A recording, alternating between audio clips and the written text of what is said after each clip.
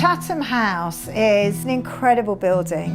It has just a lovely feel about it, and you walk in and you go up that staircase and it just feels like such a special place, and it deserves to be a special place again.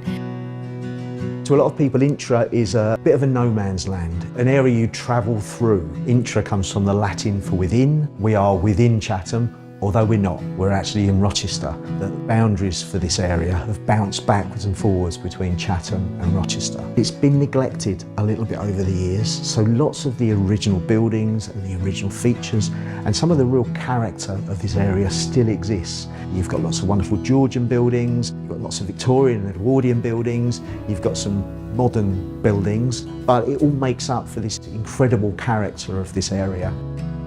The house was built around 1730 as a brewery mansion with the brewery behind. Brewing ceased in 1910. Then Featherstones moved in shortly after that. The railings in the yard was taken away and a very fancy shop front was put on. The business was started by my great-grandfather, John Thomas Featherstone, who came to the High Street in 1904. The whole thing around Featherstones was it was complete outfitting, and in this case it was everything for the home. So you could go in and wander around and it felt like you were in a home and you could see all the things that you might want to buy. My great-great-great-grandfather was the storeman here at the Hulks Lane Brewery. The Hulks family ran the brewery up until the late 1800s, at which point it was bought by a man called Charles Arcole, which he then renamed the Lion Brewery. The original Chatham Dockyard was created in 1567. There were some incredible vessels built there, the likes of HMS Victory. The whole development of the dockyard really informed the development of Chatham Intra. A lot of industry, a lot of supportive industry, so the victualling yards were through here. There was lots of private shipyard. The area was full of pubs, theatres, lots of music hall.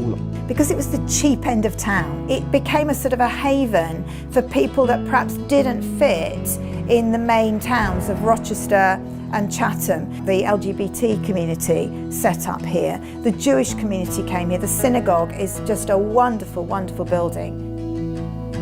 My family have been here at this synagogue for over 120 years. My great-grandfather arrived here from Poland back in the 1890s. Intra has changed a lot over my lifetime. For many years it was quite depressed and had become quite dilapidated, which was really sad. I'm really pleased that the work has been going in over the last few years to regenerate the whole area. It's a very diverse area with some great heritage buildings, but also some lovely shops and restaurants, many nationalities, and everybody gets on really well. There's a very strong LGBTQIA+ community here, and we've done projects with them, particularly over Holocaust Memorial Day.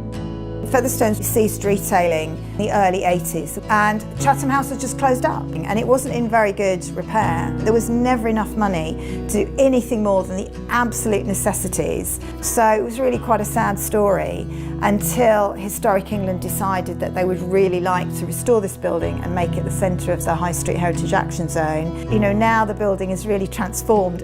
Okay, we've only done the outside work so far, there's more to do. But hopefully by summer 2023, we'll be able to get some tenants into there. The intention is that it will be a community-based tenant.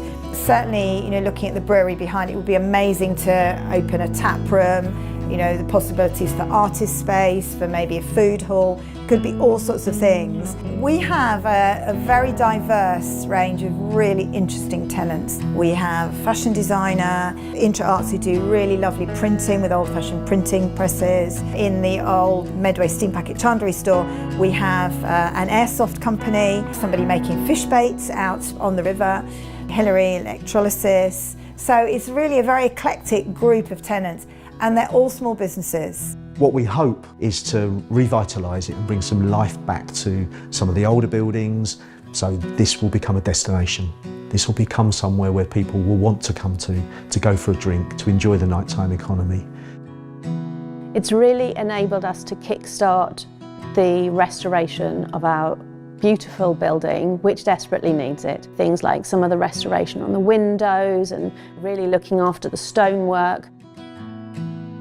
The building is truly transformed and it's back to its original splendour. It's amazing to be able to restore it, to give it back to the community as a centrepiece to potentially help revitalise this area.